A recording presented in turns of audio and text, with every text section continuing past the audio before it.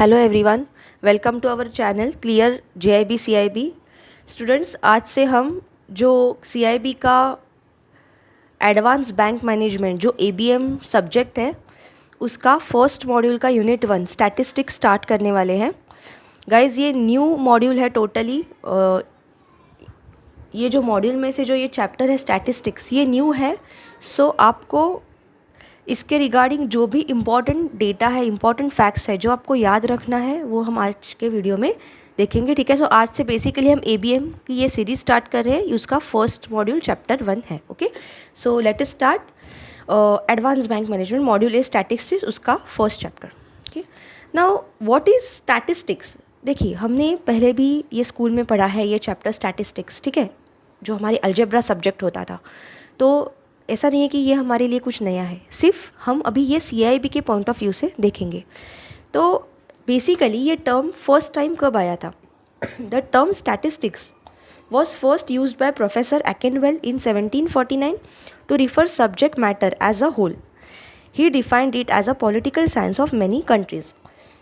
First of all ये term first time आया था 1749 में, सब बहुत पहले आया था ये टर्म।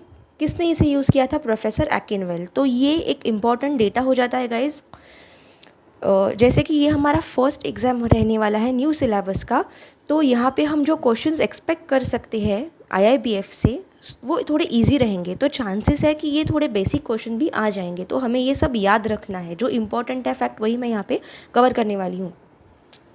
तो एकिनवेल में 1749 में ये टर्म फर्स्ट टाइम यूज़ किया था, और उसने स्टैटिस्टिक्स को कैसे डिफाइन किया था उन्होंने? He defined it as a political science of many countries. Okay, now ये कहाँ से डिराइव्ड हुआ है वर्ड स्टैटिस्टिक?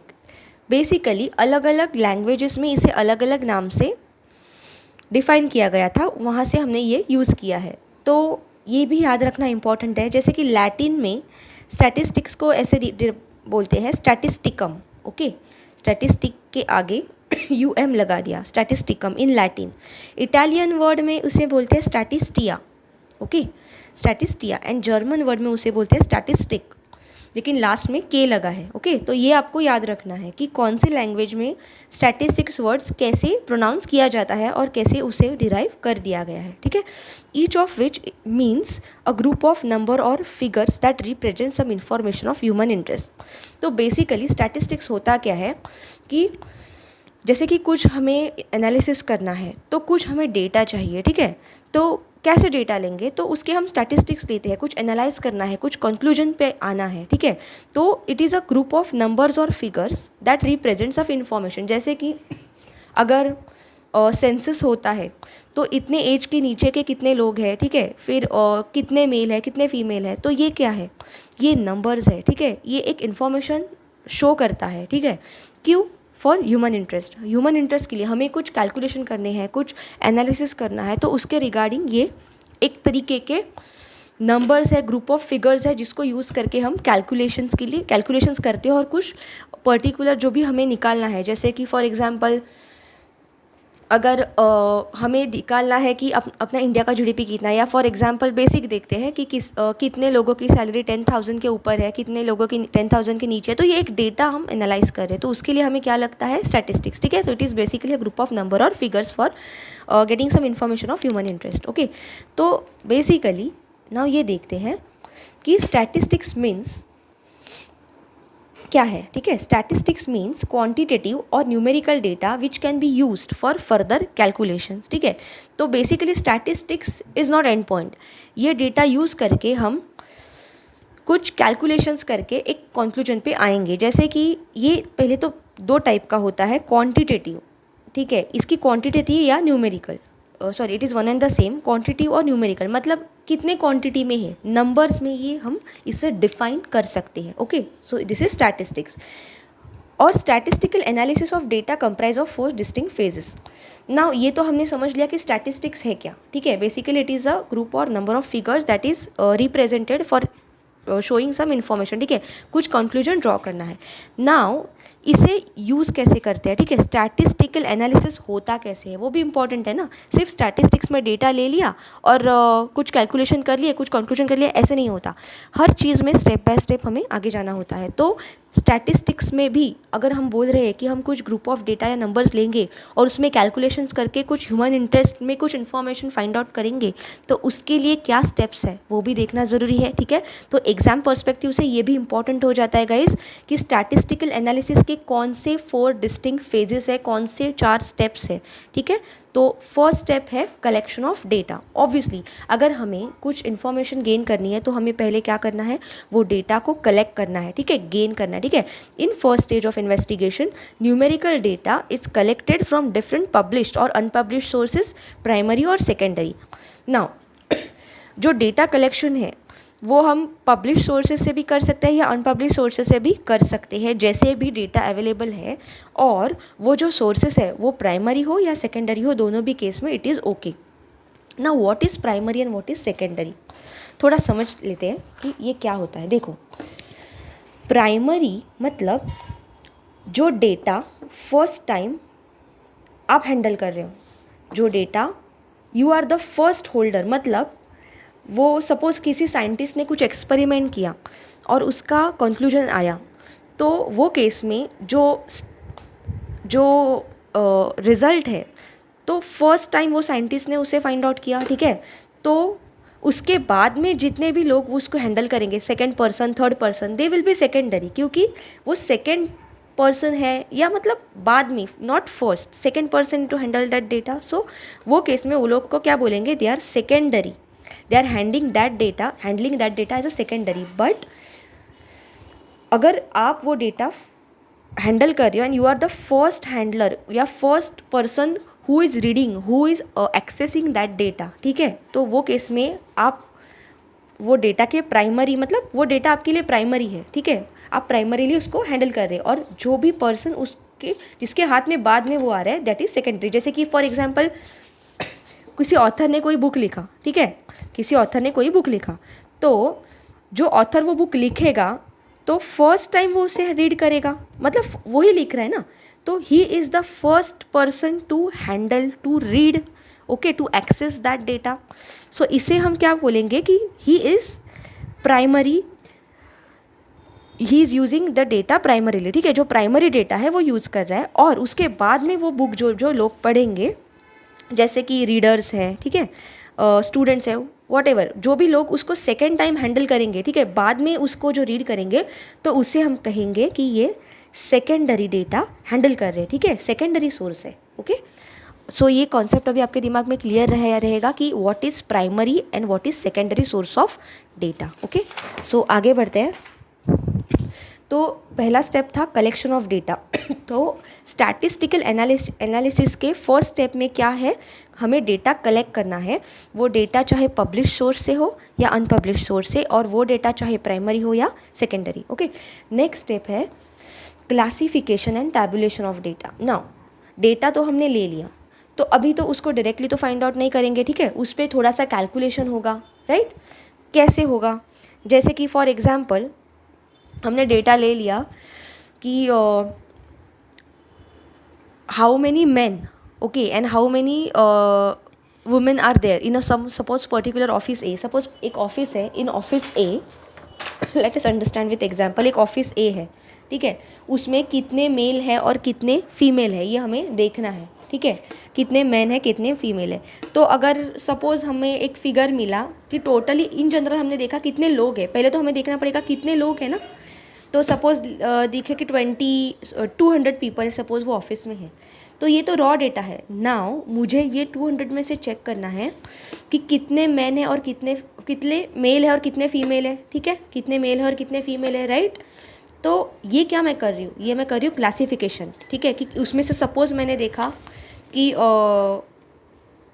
सपोज़ 100 मेल है और 100 फीमेल है सपोज़, तो ये मैं क्या कर रही हूँ, ये मैं डेटा का तो पहले मैंने कलेक्शन किया, कितने थे 200, आगे मैंने उसको क्लासीफाई किया, तो यही है क्लासिफिकेशन एंड टैबुलेशन। टैबुलेशन मतलब उसे टैबुलर फॉर्म में डिनोट करना, ठीक है। और raw data collected is to be represented for further calculations. जो रॉ डेटा हमने कलेक्ट किया है ना, उसे हमें फर्दर कैलकुलेशन के लिए एक पर्टिकुलर फॉर्म में रिप्रेजेंट करना है। So it is divided into different groups और classes and represented in a form of table. तो जैसे ही हमें वो डेटा चाहिए तो उसके हिसाब से उसे अलग अलग ग्रुप्स में या क्लासेस में डिवाइड करना है और एक पर्टिकुलर फॉर्मेट में, अगर मैं उसको टेबल में रिप्रेजेंट करती हूँ उसको टैबुलर फॉर्म में रिप्रेजेंट करना है। तो ये है second step of statistical analysis. यहाँ तक समझा गाइस? जैसे कि अगर सपोज मैंने यहाँ पे देखा कि ये ऑफिस में 100 मेल है 100 फीमेल है, अगर मैं बोलूँ कि मुझे ये 100 मेल और 100 फीमेल के नाम चाहिए, ठीक है, हर एक पर्सन का नाम चाहिए, उसका सपोज ऑफिस में वो काम कर रहा है तो उसका वो ऑफिस का नंबर, एम्प्लॉय आईडी चाहिए, तो मैं क्या करूँगी आगे यहाँ पे मैं एक टेबल फॉर्म करूँगी, राइट। एक टेबल मैं फॉर्म करूँगी एंड उसके अंदर मैं ऐसा लिखूँगी, ठीक है, men and female, male and female. यहाँ पे सपोज मेरा एक कॉलम रहेगा employee ID, okay suppose, and यहाँ पे फिर मैं हर एक, अगर मेल है तो उसका नाम और एम्प्लॉय आईडी, ऐसे। ये I am just giving you an example, exactly ऐसे होगा ऐसे नहीं, बट कोई भी डेटा को ऐसे हम एक फॉर्म में, टैबुलर फॉर्म में रिप्रेजेंट करेंगे, ठीक है। तो ये I am telling you this example as an in general, okay. Now third step क्या आता है गाइज? 1 सेकेंड। थर्ड स्टेप क्या आता है? थर्ड स्टेप है एनालिसिस ऑफ डेटा। नाउ अभी हमने डेटा ले लिया, ठीक है, पहले तो उसको कलेक्ट कर लिया, ओके, पहला स्टेप था कलेक्ट कर लिया, रॉ डेटा को हमने कलेक्ट किया, फिर उसको टैबुलर फॉर्म में क्लासीफाई किया और टैबुलर फॉर्म में रख दिया। अभी नेक्स्ट स्टेप क्या होगा? नेक्स्ट स्टेप होगा एनालिसिस, वो डेटा को एनालिसिस करना, वो डेटा को एनालाइज करना कि उसे यूज़ करके हम कैसे कंक्लूजन्स निकालेंगे। Data is analysed using different formulas methods according to purpose of study, okay. तो जिस पर्पज़ से हम वो डेटा स्टडी कर रहे हैं ना, उसके अकॉर्डिंगली हम उसे एनालाइज करेंगे। फॉर एग्जांपल, अगर ये टेबल में मैंने ये टैबुलर फॉर्म में ले लिया, अगर मुझे आगे एनालाइज करना है, मुझे यहाँ पे अगर मैंने एक और कॉलम डाल दिया विच सैलरी, कि वो एम्प्लॉय का कितना सैलरी है, तो अगर आगे मुझे कुछ फॉर्मूला यूज़ करके कितने लिमिट के ऊपर किसका सैलरी है, नीचे कितना सैलरी, वो कुछ एनालिसिस मुझे करना है। तो ये होता है third step, analysis of data, okay. मतलब अलग अलग फॉर्मूला यूज़ करके, अलग अलग मेथड यूज़ करके जो एक्चुअली पर्पज़ है वो डेटा को स्टडी करने का, वो उसका एनालाइज करना उसे यूज़ करके, ओके। और लास्ट स्टेप है guys interpretation of data. Now this is final stage. Relevant conclusions are drawn after data is thoroughly analysed. अभी थर्ड स्टेप में हमने डेटा को एनालाइज किया और लास्ट स्टेप में हम उससे एक रिलेवेंट कंक्लूजन निकालेंगे, उसका थॉरो एनालिसिस करके कि वो डेटा को एनालाइज करके हमें क्या कंक्लूजन मिला। फॉर एग्जांपल, अभी जो हमने एग्जांपल लिया कि सपोज़ हमने लिया कि कितने मेल हैं वो ऑफिस में, ठीक है, कितने फीमेल हैं वो ऑफिस में, और सपोज़ मुझे ऐसा एनालिसिस करना था कि कितने जन की सैलरी 50,000 से ऊपर है, ओके, और कितने जन की सैलरी 50,000 से नीचे है। सपोज़ एक एनालिसिस मुझे करना था, तो मैंने ये टेबल ड्रॉ किया। पहले तो मैंने रॉ डेटा कलेक्ट किया, फिर मैंने उसको क्लासीफाई करके टैबुलर फॉर्म में बना दिया सेकेंड स्टेप में। थर्ड स्टेप में मैंने क्या किया, उसे एनालाइज़ किया कि कितने जन की सैलरी, मतलब कितने मेल है कितने फीमेल है, कितने जन की सैलरी 50,000 से ऊपर है नीचे, एक एग्जांपल बता रही हूँ। और लास्ट स्टेप में हमने उसे क्या किया, इंटरप्रेट किया। इंटरप्रिटेशन मतलब कंक्लूजन क्या निकाला कि सपोज़ मैं लिखती हूँ यहाँ पे 50,000 के ऊपर सैलरी जो है, ऐसे लोग हैं 90 आउट ऑफ 200, मतलब इसमें मेल और फीमेल दोनों हैं, और 110 लोग ऐसे हैं जिनके सैलरी 50,000 से नीचे है। तो ये मैं क्या कर रही हूँ, ये मैं एक स्टैटिस्टिक, एक पर्टिकुलर डेटा में after analysing this data in tabular form में एक कंक्लूजन पे आ रही हूँ, okay. So this is called as interpretation of data which is final stage which is conclusion, कि किस पर्पज से हमने ये स्टडी किया था, ओके। तो ये एक एग्जाम्पल था गाइस। तो इस ऐसे ही फॉर्म में सिमिलर ऐसे कुछ टेक्निक्स यूज़ करके, मेथड्स यूज़ करके हम डेटा को यूज़ करके उसका एनालिसिस करेंगे। इसे ही बोलते हैं guys statistical analysis, okay. Is that clear कि स्टैटिस्टिकल एनालिसिस क्या है, हम कैसे करेंगे स्टैटिस्टिकल एनालिसिस। एक बार आपको ये मेथड समझ में आ गया ना, तो उसके बाद में कोई भी एग्जाम्पल करना डिफ़िकल्ट नहीं होगा। लेकिन ये जो कीवर्ड्स है ना, मेन ये आपको याद रखने हैं, ठीक है ना। अभी आगे बढ़ते हैं।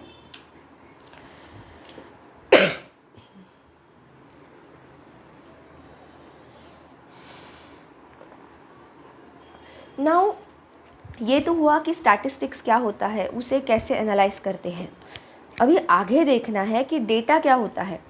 क्या डेटा सिर्फ एक ही टाइप का होता है? नहीं, डेटा के भी अलग अलग टाइप होते हैं, okay. Data means information which can be of two types, qualitative and quantitative. Data दो टाइप का होता है, एक होता है क्वालिटेटिव, मतलब क्या कि ऐसा डेटा जिसकी क्वालिटी डिफाइन की जा सकती है, और क्वांटिटेटिव मतलब ऐसा डेटा जो एक पर्टिकुलर क्वांटिटी में, एक नंबर में उसे डिफाइन किया जा सकता है। इसे देखते हैं, जैसे कि फॉर एग्जांपल मैंने यहाँ पे दिया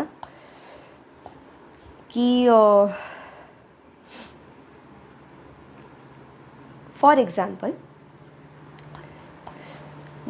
क्वालिटी ऑफ मिल्क।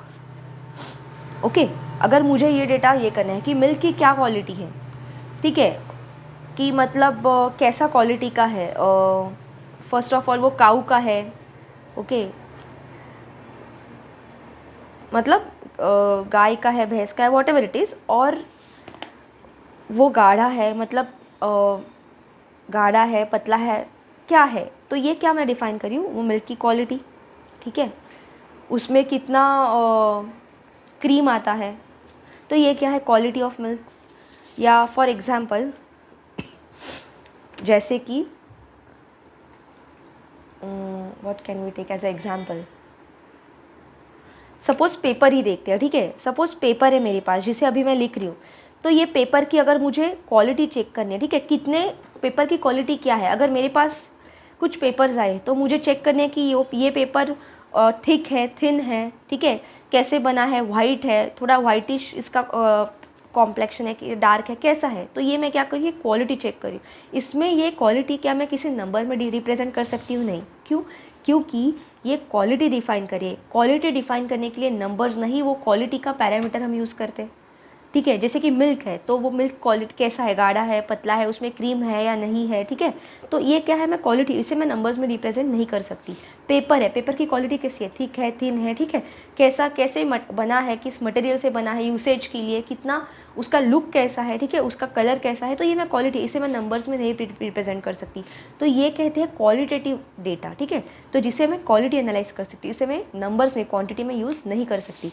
और दूसरा है क्वांटिटेटिव। क्वांटिटेटिव मतलब क्या गाइस, कि जिसमें फॉर एग्जांपल मुझे सपोज़ एप्पल्स चाहिए, ठीक है, कितने नंबर ऑफ एप्पल्स, अगर मैंने ये सपोज़ खरीदे, कितने एप्पल्स है, 10 एप्पल्स है, ठीक है, इफ़ आई परचेस, तो ये क्या है, मैं उसे क्वांटिटी में रिप्रेजेंट कर रही हूँ। या कितने बॉल्स है, ठीक है, suppose children are playing with balls, so एक क्लासरूम है जिसमें मुझे बॉल्स डिस्ट्रीब्यूट करने हैं, ठीक है, या किसी क्लासरूम है तो कितने स्टूडेंट्स हैं वो क्लासरूम में, तो ये मैं कितना, सपोज 60 स्टूडेंट्स है, तो ये मैं किस नंबर में दिखा रही हूँ, ये मैं क्वांटिटी में दिखा रही हूँ, नंबर्स में दिखा रही हूँ, ठीक है, न्यूमेरिकल है, इसे मैं नंबर्स पे काउंट कर सकती हूँ। सो ये कहते हैं क्वांटिटेटिव डेटा और इसे कहते हैं क्वालिटेटिव डेटा। ओके, ये फ़र्क है। तो ऐसे दो टाइप के डेटा होते हैं। Okay, by using technique of time series analysis businessman can predict effect of large number of variables with a fair degree of accuracy. ठीक है, जैसे कि देखो टाइम सीरीज एनालिसिस, इसके लिए आगे चैप्टर आएगा तो उसमें हम समझ के लेंगे कि ये क्या होता है। फिलहाल इतना ही देखते हैं कि बिजनेसमैन जो है वो टाइम सीरीज एनालिसिस का टेक्निक यूज़ करके लार्ज नंबर ऑफ वेरिएबल्स को फेयर डिग्री ऑफ एक्यूरेसी से प्रेडिक्ट कर सकते हैं। सपोज फॉर एग्जांपल, इसका एक एग्जांपल देखते हैं। सपोज एक बिजनेसमैन है बी, ठीक है, उसको 2010 में उसने अगर अपने बिजनेस का एनालिसिस किया, उसको 2010 में 1 लाख का प्रॉफिट हुआ। ओके, वो केस में 2010 में उसने इन्वेस्टमेंट सपोज किया था 50,000 का। ओके, 50,000 का उसने इन्वेस्टमेंट किया था। 2011 में अगर उसने इन्वेस्टमेंट किया था सपोज 90,000 का और उसको प्रॉफिट हुआ 2 लाख का। सपोज 2012 में उसने इन्वेस्टमेंट किया था 1 लाख का, उसका प्रॉफिट कितना हुआ 2.5 लाख। तो अगर उसने एनालिसिस किया है ऐसा डेटा और इनको प्रेडिक्ट करके, इसे क्या करते हैं टाइम सीरीज एनालिसिस, एक पर्टिकुलर टाइम पे पर्टिकुलर इन्वेस्टमेंट करके कितना उसे प्रॉफिट मिला, कितना उसका आउटकम आया, तो इसे यूज़ करके ना वो 2013 में उसको कितना प्रॉफिट होने वाला है वो इसे प्रेडिक्ट कर सकता है, एक approximate value with a proper accuracy, एक पर्टिकुलर एक्यूरेसी को, क्योंकि उसको पता है इतने टाइम में इतना इन्वेस्टमेंट करके इतना प्रॉफिट होया। ऐसे कुछ ईयर्स का टाइम सीरीज एनालिसिस करके वो नेक्स्ट ईयर का प्रेडिक्ट कर सकता है। ठीक है, यही उन्होंने कहा है यहाँ पे। ओके, सो टाइम सीरीज एनालिसिस हम आगे के चैप्टर में देखेंगे। By using Bayesian decision theory, the businessman can select optimal decisions to directly evaluate payoff for each alternative course of action. तो Bayesian decision theory यूज़ करके, यही जो मैंने अभी आपको बताया, बिजनेसमैन एक ऑप्टिमल डिसीजन ले सकते हैं कि आगे आने वाले फ्यूचर में मुझे अपने बिजनेस में कितना इन्वेस्टमेंट करना है ताकि मुझे एक पर्टिकुलर प्रॉफिट मिल सके. ओके, मतलब अगर जैसे कि ये एग्जाम्पल में मैंने बताया, अगर ये उसने ऐसा यूज़ किया तो उसको सपोज़ यहाँ पे प्रॉफिट चाहिए सपोज़ 5 लाख, तो उसने ये सब एनालिसिस यूज़ करके उसने प्रेडिक्शन लगाया कि अगर मैं 2013 में 2 लाख का इन्वेस्टमेंट करता हूँ using this time series analysis using Bayesian decision theory, तो मुझे अप्रॉक्सीमेटली 5 लाख तक का प्रॉफिट होने के चांसेस है. क्यों? क्योंकि पिछले जो ईयर्स है उसका एनालिसिस करके जितना इन्वेस्टमेंट किया था उसके हिसाब से उसको जो प्रॉफिट हुआ उसके हिसाब से उसने एक एस्टिमेट लगाया, एक अप्रॉक्सीमेट ऑप्टिमल डिसीजन लिया, ताकि क्योंकि ये इसके चांसेस बहुत ज़्यादा एक्यूरेट आने के, क्योंकि इसने खुद का बिजनेस का एनालिसिस किया है ना यूजिंग टाइम सीरीज. तो इसे कहते हैं बेशियन डिसीजन थियोरी. मतलब टाइम्स का यूज़ करके एनालिसिस का एक अप्रॉक्सीमेट बिजनेसमैन होते हैं वो प्रेडिक्ट कर सकते हैं कि उनको कितना प्रॉफिट होगा कितना इन्वेस्टमेंट करने के बाद. ओके, आगे देखते हैं. नाउ ये हुआ गाइस कुछ बेसिक्स ऑफ स्टैटिस्टिक्स. अभी देखते हैं क्या क्या फंक्शंस है स्टैटिस्टिक्स के. ये भी एग्जाम पर्सपेक्टिव से इंपॉर्टेंट है गाइस. आपको सिर्फ मेन कीवर्ड याद रखनी है, पूरा रट्टा मारने की ज़रूरत नहीं है. आई नो थियरी ज़्यादा रहेगी, बट जो मेन कीवर्ड अगर आप समझ के याद रखते हो तो that it will be easy for you. Okay, क्या फर्स्ट फंक्शन है? It presents facts in definite form. Obviously जो स्टैटिस्टिक्स है उसको यूज़ करके हम कोई भी फैक्ट्स को डेफिनेट फॉर्म में यूज़ कर सकते हैं. जैसे कि अगर हमने सोचा एग्जांपल में देखा एक ऑफिस में कितने मेल है कितने फीमेल है, तो अगर मैं हाथ के फिगर्स में काउंट करने जाऊँ तो मुझे बहुत टाइम लगेगा. तो उसी जगह पे अगर मैं उसको एक वो डेटा रॉ डेटा लेके टैबुलर फॉर्म में अगर मैं उसको रिप्रेजेंट करती हूँ, जैसे कि हमने ये फर्स्ट एग्जाम्पल में देखा था, तो ये मेरे लिए आसान हो जाएगा. ठीक है, डेफिनेट फॉर्म में मेरे पास डेटा रहेगा. सेकंड फंक्शन क्या है? It simplifies complex data. Obviously अगर मैं ये 200 लोगों का डेटा 1 बाय 1 एक के नीचे एक लिखूंगी तो ये बहुत कॉम्प्लेक्स हो जाएगा. तो इंस्टेड ऑफ दैट अगर मैं उसको टैबुलर फॉर्म में यूज़ करती हूँ, लिखती हूँ, तो एट द वन गो जब मेरे आँख के सामने ये डेटा आएगा तो मैं इमीडिएटली उसको देख सकती हूँ कि मतलब मैं रीड कर सकती हूँ. अच्छा, ये एम्प्लॉय आईडी इसका मेल का इतना सैलरी है. ओके, इतने फीमेल्स है, इतने फीमेल्स का इतना सैलरी, इसका इतना सैलरी है. ठीक है, तो मेरे वन गो में मेरे आइज़ के सामने शॉर्ट फॉर्म में ही मैक्सिमम डेटा कवर हो गया है, एंड वो भी एक ईजी डेफिनेट फॉर्म में. उसको कॉम्प्लेक्स वो डेटा नहीं हुआ. थर्ड क्या है? It provides technique of comparison. मैं वो टेबल में देख के कंपेयर कर सकती हूँ 2-3 डेटा को कि किस मेल का सैलरी ज़्यादा है, या फॉर एग्जांपल कितने मेल है कितने फीमेल है. ये एग्जांपल मैं बता रही हूँ आपको, तो हम उसे कंपेयर भी इजीली कर सकते हैं. इट स्टडीज़ रिलेशनशिप बिटवीन 2 और मोर वेरिएबल्स. ऑब्वियसली यहाँ पे आप देख पा रहे हो एक ही टेबल में मैंने ऑलमोस्ट 4 एट्रीब्यूट्स लिए हैं. हम आगे देखेंगे गाइस एट्रीब्यूट्स क्या होते हैं.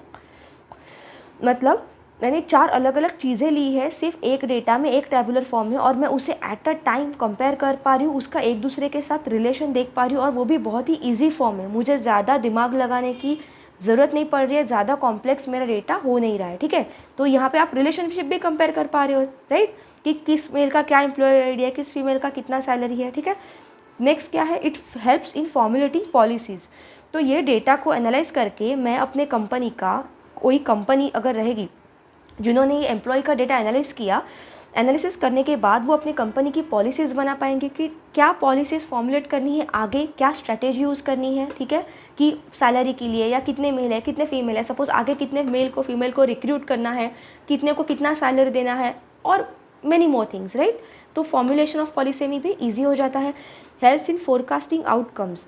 और ये डेटा अगर हम ऐसे एनालाइज भी करते हैं तो क्या आउटकम्स हो सकते हैं, क्या आउटकम है. अगर सपोज़ मैं यहाँ पे एनालाइज कर रही हूँ, मैंने इतने फीमेल्स को या इतने मेल्स को इतना सैलरी दिया, तो क्या आउटकम वो प्रोड्यूस कर रहे हैं, उनका क्या आउटपुट है वो ऑफिस में. ठीक है, कितना बिजनेस, सपोज़ एक बिजनेस कंपनी फर्म है तो कितना बिजनेस वो ला रहे हैं. ये सब चीज़ें हम आउटकम्स भी एट द सेम टाइम उससे एनालाइज करके प्रेडिक्ट कर सकते हैं. ठीक है, हेल्प होता है कि जो पर्सन में, जो एम्प्लॉय में अगर इतना हम लोग सैलरी उसमें इन्वेस्ट करें तो क्या वो पर्सन से बिजनेस में या उस कंपनी के लिए उतना आउटपुट आ रहा है या नहीं. तो ये सब चीज़ें हैं ना गाइस, ये फॉर्मूलेट, ये सब चीज़ें स्टडी करने में और इसके कंक्लूजन लाने में ये बहुत ज़्यादा हेल्प करता है। तो यही फंक्शंस है स्टैटिस्टिक्स के। अभी मैंने यहाँ पे आपको जो हम एग्जाम्पल हमने एक ईजी लिया था उसको यूज़ करके समझाया, यही चीज़ हर जगह एप्लीकेबल होता है। ओके, तो स्टैटिस्टिक्स के ये सब प्रॉफिट्स हैं, सब फ़ायदे हैं स्टैटिस्टिक्स यूज़ करके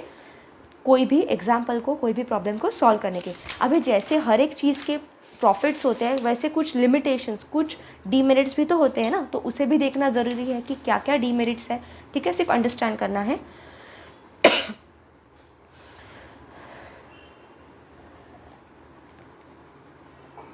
statistics do not deal with individuals. Yes, देखो ऑब्वियसली स्टैटिस्टिक्स इटसेल्फ डिफाइंस की कुछ डेटा, नंबर या ग्रुप ऑफ, मैंने स्टार्टिंग में ही बताया था स्टैटिस्टिक्स क्या है।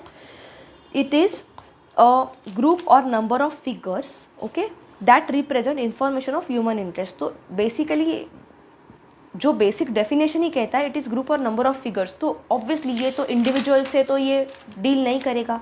ओके, ये ग्रुप ऑफ पीपल या नंबर से ही डील करेगा। Statistics is the study of mass data और group of observation and deals with aggregate of facts. So basically एक group of number of people का डेटा वो लेगा और उसका स्टडी करके कुछ फैक्ट्स देगा। ठीक है, तो ये एक पहला ड्रॉबैक है कि इंडिविजुअल के डेटा को वो डील नहीं करता, वो ग्रुप ऑफ पीपल के डेटा को डील करता है। Second, statistics do not study qualitative data. Yes, देखो ये क्या है कि जैसे कि हमने एक एग्जांपल लिया था कि ये ऑफिस में इतने इतने लोग हैं मुझे बताइए क्या ये टेबल में मैं ये मेल और फीमेल की क्वालिटी डिफाइन कर सकती हूँ? चलो एक आध दूसरी क्वालिटी मैंने लिख भी ली, तो क्या मैं उनकी क्वालिटी कंपेयर कर सकती हूँ? नहीं, क्योंकि वो इंडिविजुअल है। ओके, ये टेबल में मैं सिर्फ न्यूमेरिकल डेटा ही डिफाइन कर सकती हूँ। जैसे कि यहाँ पे 10 सपोज एक मेल है, ठीक है, उसका नाम है कुछ भी, एक नाम है उसका ए नाम है, एक फीमेल है उसका नाम है बी, ठीक है, या कितने मेल्स है, सपोज मैंने बोला 10 मेल है, कितने हैं, नंबर है ना, सैलरी है कितनी है, सपोज 50,000, तो ये क्या है, ये नंबर है, ये क्या है, ये नंबर है, तो ये क्या है, ये क्वांटिटी है, क्वालिटी नहीं है।